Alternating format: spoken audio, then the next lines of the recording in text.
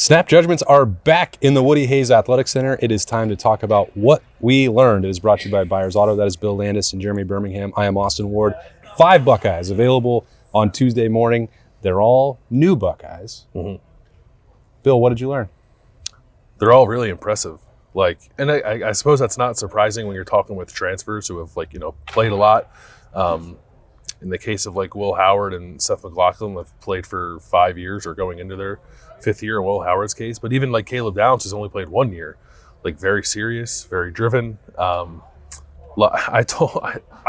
he's a really good player. And I don't know how much being articulate and well thought out and clearly detailed and prepared factors into those things. But I told the SID staff here that they need to make some All-American space on the wall for Caleb Downs. That's how impressed I was by him talking here today. But yeah, they're all real dudes who are coming here to do a job, help Ohio State win championships, understanding of the expectations, not afraid of them. I don't think any of them are. So it's a really good group. The Buckeyes don't go into the portal just for fun, right? They go into to pick guys who are going to help the program win. And they pick professional football players out of the portal and guys that have proven themselves at their other stops. And I think, it's best exemplified in a guy like Will Howard, who there's a lot of expectations on Will Howard heading into this season, but he went through a lot in the last few years where you could justifiably look at his career and be like, are you sure this is the guy Ohio State's picking for quarterback? At his best, I think you can see all the traits that make him the right choice. But if you look at every circumstance he's gone through, the being benched as a freshman, as a junior, only playing as a sophomore really because Adrian Martinez stunk and got hurt a bunch of times. I think... Who could have known? It's just weird to me, I wanted to ask him, and I didn't because it's rude. But, did that Kansas State staff just, not believe in you for some reason? Because every time he had a chance, he seemed to do pretty darn well, and yet they kept trying to find someone else. And I don't know if maybe that's what that was about, but, he's coming in here, and you could see it in his eyes. He's like, this is amazing. I'm blessed to be able to be here. And I think that's the type of vibe. Even a guy like Quinshon Judkins, who I asked him straight up, do you think was it hurtful to you that the things you heard about yourself from Ole Miss people when you left? He's like, yeah, I didn't understand it. And that's just, it's Quinshon Judkins, super bright kid. These are all really well put together humans. And then you put them on the football field, and it's pretty optimistic group. I will say Quinshon Judkins, soft-spoken for a man who runs like he's angry at the ground. Yeah, is that how Isaiah Pacheco talks too? Is that you can only put so much energy into one thing at a time?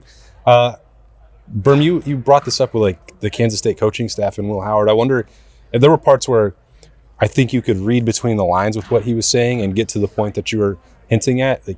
He talked about points in his career where the Kansas State staff had the play sheet and said, Will Howard plays, and he's like, it's quarterback power, it's quarterback counter, and primarily run plays. And he was asked a number of questions about that. How much are you going to run? Do you want to run? Are you talking about running with Ryan Day? What's the offense? And he's like, if that's what they want me to do, in which case they did, he'll do it. If I would be stunned if this means you get to Ohio State and you run 16 times. He told us that when we had the interview with him 3 weeks ago. He didn't come here to run the football. He said, I'll do it, but he wants to be a passer. That's why he chose Ohio State over the NFL. Yeah, I think, again, I don't want to put words in his mouth, and he did not say this directly, but my read on kind of how he described the Kansas State is that he did feel a bit misused. And I think maybe at times that sort of impacted his play, perhaps when he did get opportunities to do the things that he kind of feels like he's best at, maybe he pressed a little bit, and maybe that's why you saw an uptick in interceptions earlier in his career.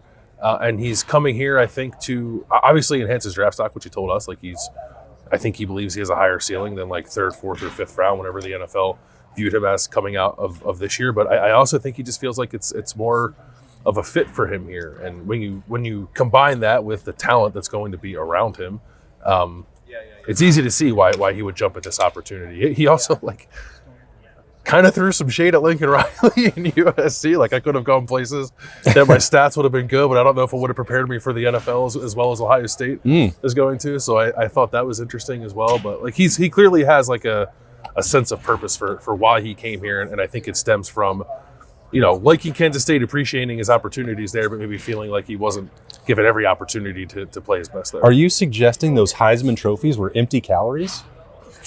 I am in fact suggesting that. Yes. Will mentioned the talent around him here and how that's different. And I briefly just asked him before they were done, just what do you think of the wide receiver group? And his response was, he said they stink. His response was curse word and then unbelievable. So all right, let's play a game. Which one did he use? Which curse word did he use? We got a little F bomber.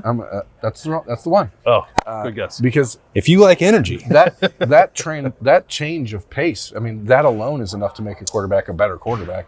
And then you throw in everything else around him. He said, they protect the quarterback here. Kansas State had a pretty good offensive line, so it's but they were still telling him go run 20 times a game. Yeah. Don't get I think they couldn't have felt that great about the pass protection if that's what they were deciding to do with the quarterbacks. No, I think that might have been the receivers. Their best receiver was their fullback. Yes. Okay. So it's an interesting time, but you can see quickly why these guys picked Ohio State and why Ohio State picked them, because the fits are all very obvious. I'm going to lump them together. This will never happen again probably in their careers, but with both Seth McLaughlin and Caleb Downs, it's the first time that they walked out of the door that's right over there to my left, and they saw the assembled media. These are guys who came from Alabama. They're used to attention and pressure. They said another curse word, oh my gosh, this is pretty weird. Schnikes. That's the one. The amount of people that are covering this team, and they also, all five of them, but specifically with Caleb Downs and Seth McLaughlin, are making a choice because they still believe that they can win a national championship and compete at the highest level, chose Ohio State specifically for that opportunity. And maybe that should be obvious. They're already high achievers. They already made a choice to go play for Nick Saban previously in their careers, and for McLaughlin to do that for a long time. But if there was some notion in December that people didn't think Ohio State was going to win a national championship, that includes transfer portal players, recruits, and the current roster, all those guys that we talked about making NFL decisions. In here, I don't remember the last time that the confidence has been as high in the offseason, and I'm not trying to just use recency bias on that or hyperbole. I really think everybody in here is more convinced than even in 2019 that this is a national title contender. You got to go back to 2015 for sure to believe. Yeah, that's right. There's not the expectation right now is that Ohio State is going to win a national championship, and if they're not, then they failed, and that is different. And they haven't hit their goals in the last 3 years, but they've had shorter goals than that. That doesn't feel the case right now. This is national title or bust, which I don't personally like that pressure. I think it's a bad way to live. Yeah. But you can feel it. And I mean, they all said it multiple times. I think it's a hard way to live year after year after year, but there are times, and Ohio State doesn't have windows, but I don't think, but there are times when you're you're kind of loaded for bear, you're going for it. And this is one of those years, and I don't think they should shy away from it. I did think it was funny that Caleb Downs is asked about expectations. I went to Alabama. It's they're the same here as they. It's Alabama, Georgia, and Ohio State. I think this guy's okay with high stakes. Yeah, I think that'll be an adjustment probably for Will Howard. And it won't be a surprise to him. Quinshad Judkins did not come from a national championship program, and neither did Will Kacmarek. But I think they all came here because of what you just said, right? Some of these guys had opportunities to go anywhere they wanted to. Caleb Downs said he got 102 phone calls when he went to the transfer portal. Yeah, 101 of them were from Kirby Smart. Yeah, and one was from Tim Walton, and that's what made a difference. And the other was from T-Rob. T-Rob, my guy T-Rob. Traub. They could have gone wherever they wanted, and even Will Kacmarek could have gone. He had SEC and Big Ten interest too. They came here because they think Ohio State is primed to take a run at a national championship this year. So. Yeah, it's odd to hear new guys kind of voice that first, but it's permeating through the building. We'll probably end up glossing over Kacmarek a little bit today because it's just Kacmarek. Kacmarek? Oh, Kacmarek. It's a weird way to spell Kacmarek, but whatever. We're probably going to gloss over him a little bit because if you look at the other guys we talked to, they're probably more important heading into this year. But he's going to start. He's going to be the starting tight end, and people need to he's the guy coming in to take Cade Stover's spot. So. The expectation of how he fits and how he can mesh with G. Scott and with Bennett Christian and with, the incoming freshman, Demarion Wittens, who may end up playing wide receiver, who knows. Don't leave Jelani out of this conversation or you're going to be in trouble. Blanc. There's a lot of guys, but he is the guy coming in to start. And he may not, the last year we had the tight ends who didn't talk, and we may not talk about this tight end for a few months, but he's a pretty important piece of this.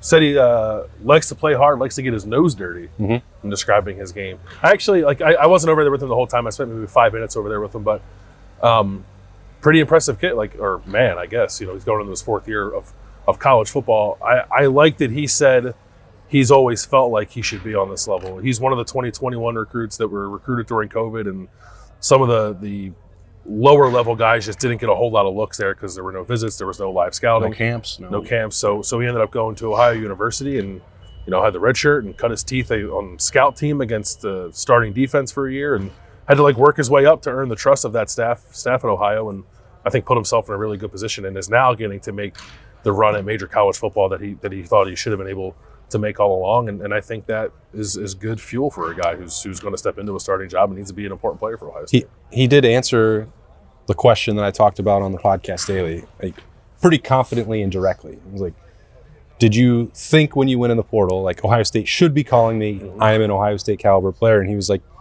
yes. And you took that a step further. Well, was that true going back to your recruitment initially when nobody was maybe aware of your potential? And he said he had always felt that way.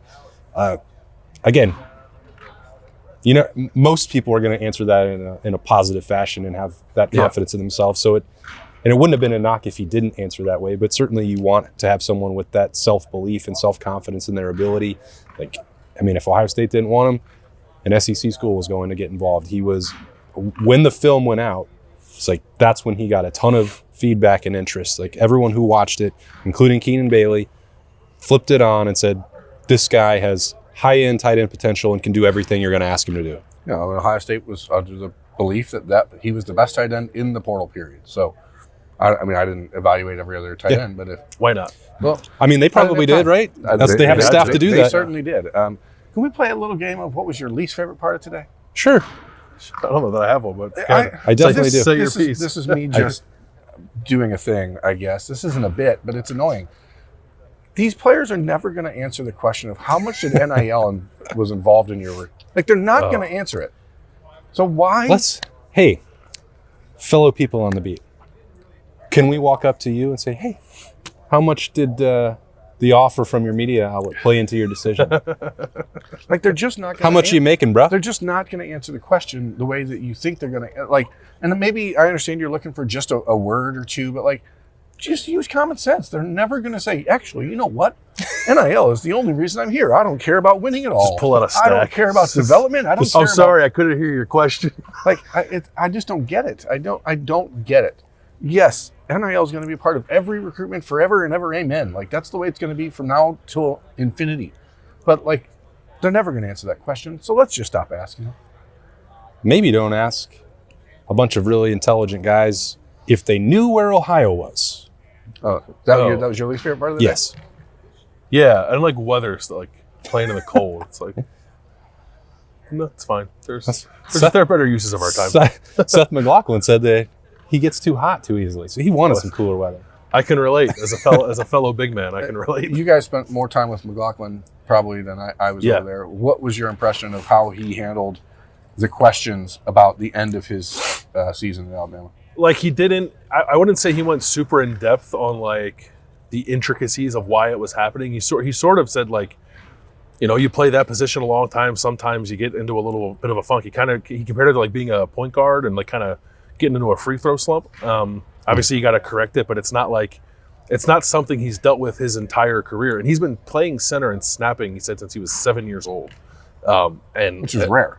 Which is very rare. Usually, you're play guard or tackle. They get you to college and say, "Hey, let's see if he can snap." He's been playing this position nearly his entire life, and it has not been a persistent issue for him. It just kind of got away from him a little bit last year, and he didn't want to go down the road of it's not always on the center. He got right up to that without directly saying that. But I think there's some of that at play too. It's if the snap's not directly in your gut, if it's over here a little bit to your left, the quarterback should probably still catch it. You know what I mean? That kind of stuff.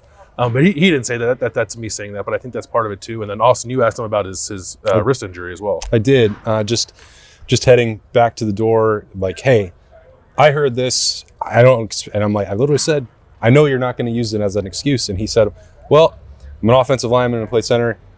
My hands definitely got beat up, but he didn't.